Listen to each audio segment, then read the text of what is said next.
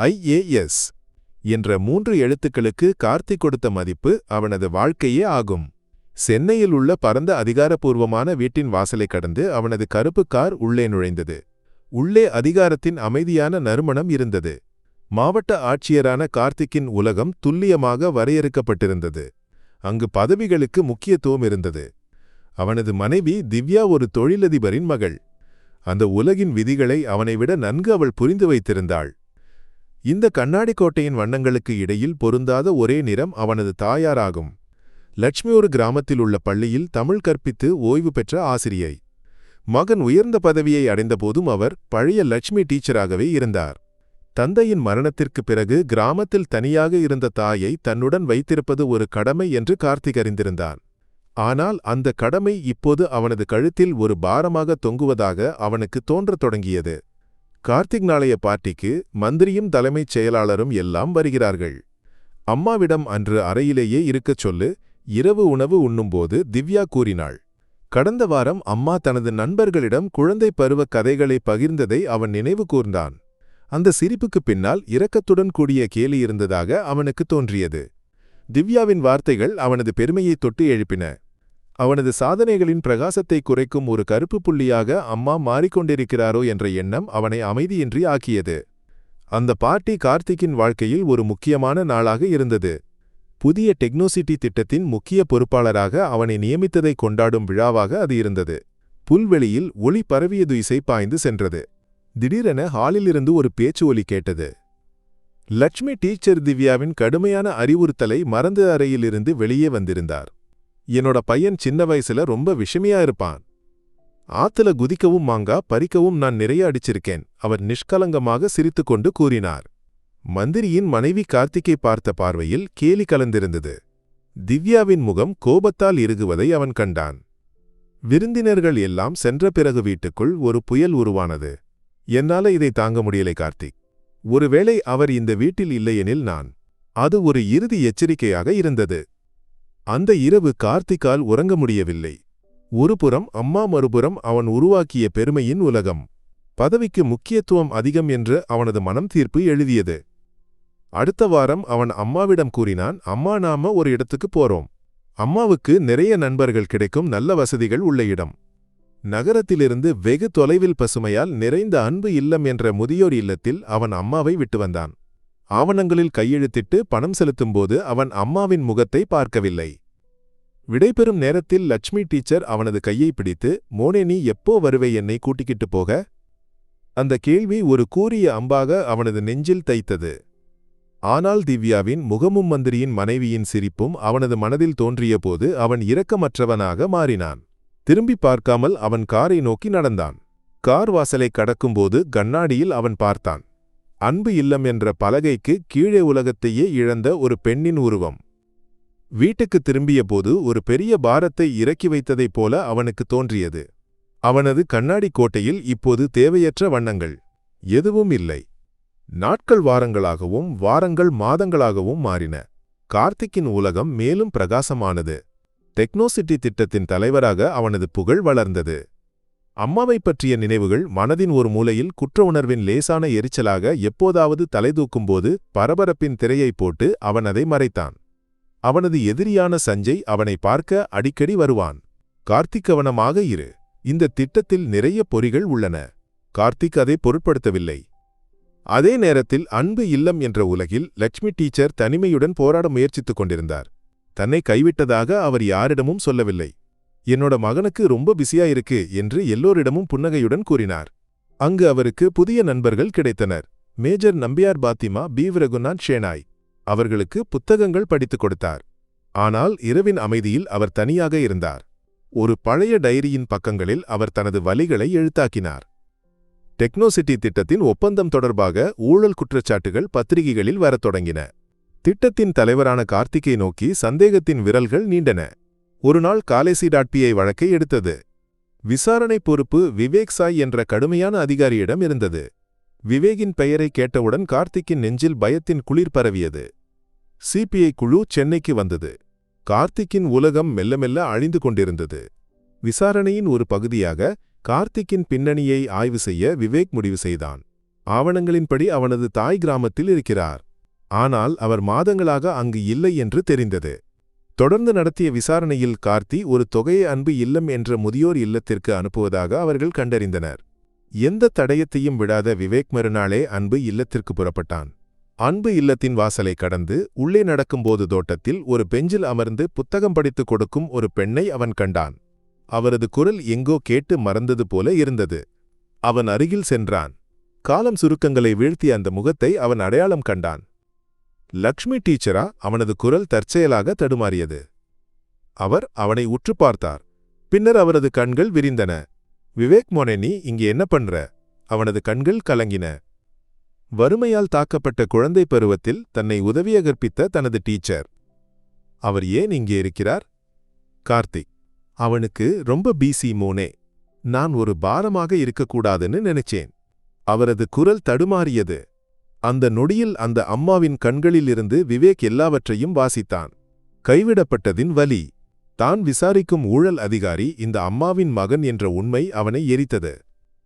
அந்த இரவு முழுவதும் விவேகால் உறங்க முடியவில்லை. அவனுக்கு முன்னால் 2 கார்த்திக் இருந்தான். ஒருவன் சட்டத்தின் முன் ஊழல் செய்பவன், மற்றவன் ஒரு அம்மாவின் இதயத்தை உடைத்த மகன். 2வது குற்றத்திற்கு சட்ட புத்தகங்களில் தண்டனை இல்லை என்று அவனுக்கு தெரியும். ஆனால் அந்த தண்டனையை தானே கொடுப்பேன் என்று அவன் மனதில் எழுதினான். சிபிஐ அலுவலகத்தின் குளிர்ந்த அறையில் விவேகுக்கு முன்னால் அமர்ந்திருந்தபோது கார்த்திக் வியர்த்தான். மிஸ்டர் கார்த்திக், உங்கள் அம்மா எங்கே இருக்கிறார்? விவேக் எதிர்பாராத விதமாக கேட்டான். கார்த்திக் அதிர்ந்தான். அம்மா கிராமத்தில் இருக்கிறார் என்று அவன் பொய் கூறினான். விவேக் மேசையில் இருந்த ஒரு புகைப்படத்தை எடுத்து கார்த்திக்கை நோக்கி நீட்டினான். அது அன்பு இல்லத்தில் உள்ள லட்சுமி டீச்சரின் படம். கார்த்திக்கின் உடல் தளர்ந்தது. மிஸ்டர் கார்த்திக், நேற்று நான் உங்கள் அம்மாவை சந்தித்தேன். என்னை கற்பித்த டீச்சர் அவர். உங்கள் இந்த பதவிக்கும் பெருமைக்கும் வேண்டி நீங்கள் தூக்கி எறிந்த அந்த அம்மா. விவேக் நாற்காலியில் இருந்து எழுந்தான். உங்களுக்கு எதிரான ஊழல் வழக்கை சட்டம் தீர்மானிக்கும். ஆனால் அதைவிட பெரிய குற்றத்தை நீங்கள் செய்திருக்கிறீர்கள். உங்களை இந்த நாற்காலியில் உட்கார வைக்க தன் வாழ்க்கையை தியாகம் செய்த ஒரு அம்மாவை நீங்கள் கைவிட்டீர்கள். அவரது கண்ணீருக்கு கடவுள் கொடுத்த தண்டனையும் இதுதான். இழந்த அம்மாவின் அன்பை திரும்ப கொடுக்க எந்த சட்டத்தாலும் முடியாது. ஒவ்வொரு வார்த்தையும் கசையடிகளைப் போல கார்த்திக்கின் கன்னத்தில் பதிந்தது. அவனது பெருமையின் கோட்டைகள் இடிந்து விழுந்தன.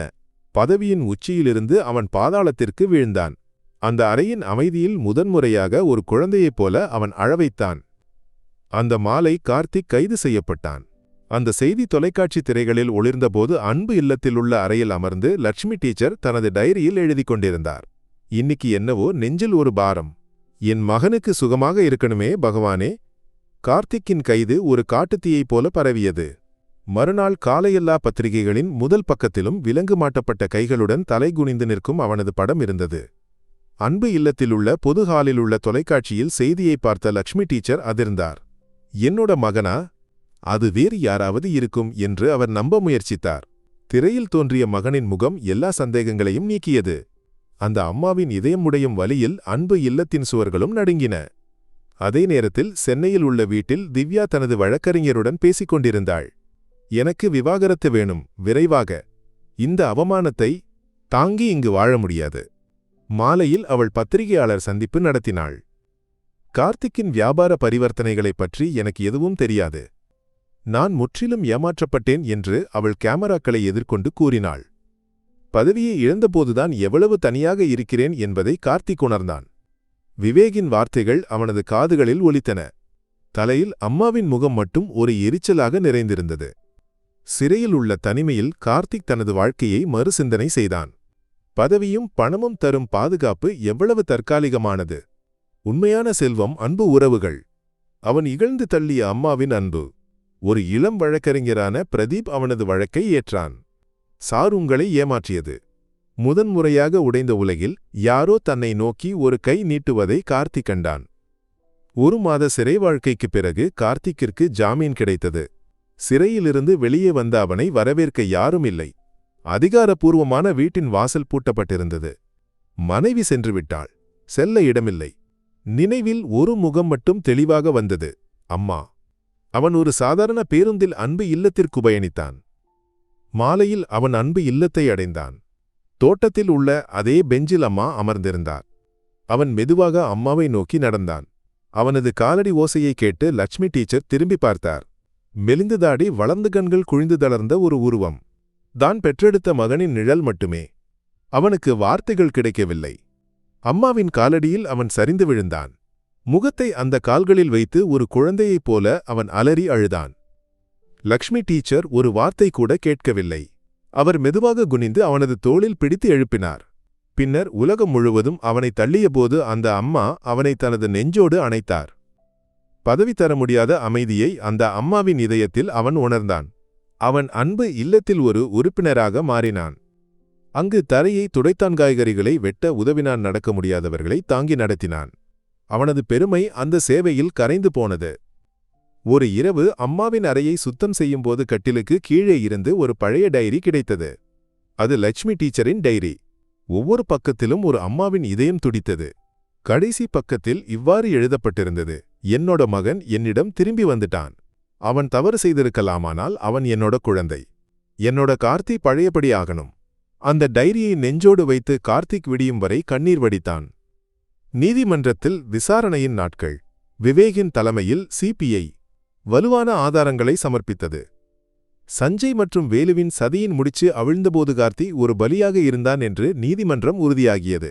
தீர்ப்பு வந்த நாள் நீதிபதி கூறினார், நீங்கள் அதிகாரத்தில் தோல்வியடைந்தீர்கள். ஊழலுக்கு துணை போனது கடுமையான குற்றம். எனவே நீதிமன்றம் உங்களை 5 ஆண்டுகளுக்கு பணியிலிருந்து இடைநீக்கம் செய்கிறது. சிறைவாசம் தவிர்க்கப்பட்டது. ஆனால் அவனது IAS என்ற கிரீடம் தெரித்து விழுந்தது. நீதிமன்றத்திற்கு வெளியே வந்த அவன் அன்பு இல்லத்திற்கு நடந்து சென்றான். அங்கு வாசலில் லட்சுமி டீச்சர் அவனை எதிர்பார்த்து நின்றிருந்தார். அவருடன் விவேகும் இருந்தான். கார்த்திக் அம்மாவின் முன் வந்து நின்றான். அம்மா, என்னை மன்னிக்கணும். பரவாயில்லை மோனே என்று அவர் அவனது கையை இறுக பிடித்தார். 2 ஆண்டுகளுக்கு பிறகு தமிழ்நாட்டின் வடக்கு முனையில் உள்ள ஒரு சிறிய கிராமம். லக்ஷ்மி டீச்சரின் பழைய தரவாட்டு வீட்டில் கார்த்திக் குழந்தைகளுக்கு கணக்கு கற்பித்துக் கொண்டிருந்தான். அவனது முகத்தில் பழைய அதிகாரத்தின் கர்வம் இல்லை, மாறாக அமைதியான புன்னகை இருந்தது. அவனது தண்டனை காலம் முடிந்திருந்தது. பணியில் மீண்டும் நுழைய வாய்ப்பு இருந்தபோதும் அவன் அதை வேண்டாம் என்று வைத்தான். அவன் தனது உண்மையான உலகத்தை உணர்ந்திருந்தான். வகுப்பு முடிந்து வெளியே வந்தபோது முற்றத்தில் நாற்காலியில் அமர்ந்து லட்சுமி டீச்சர் அவனை பார்த்து புன்னகைத்தார். அவரது கண்களில் பெருமையும் மகிழ்ச்சியும் நிறைந்திருந்தன. தொலைவிலிருந்து ஒரு ஜீப் வந்தது. அது விவேக். அவன் இப்போது அந்த மாவட்டத்தின் எஸ்பி. என்ன டீச்சர் கார்த்திக், எப்படி இருக்கீங்க என்று ஜீப்பிலிருந்து இறங்கியபடி விவேக் கேட்டான். அவர்கள் மூவரும் முற்றத்தில் அமர்ந்து பேசினார்கள். சூரியன் மறையும் நேரம். அந்த ஒளியில் அம்மாவின் மற்றும் தனது பிரியமான மாணவனின் நடுவில் அமர்ந்திருக்கும்போது கார்த்தி நினைத்தான், வாழ்க்கையில் மிகப்பெரிய பதவி IAS என்ற 3 எழுத்துக்கள் இல்லை, மாறாக அன்பு செய்யவும் அன்பு பெறவும் முடிவது. அவனது இதயம் அமைதியாக இருந்தது. அவனது உலகம்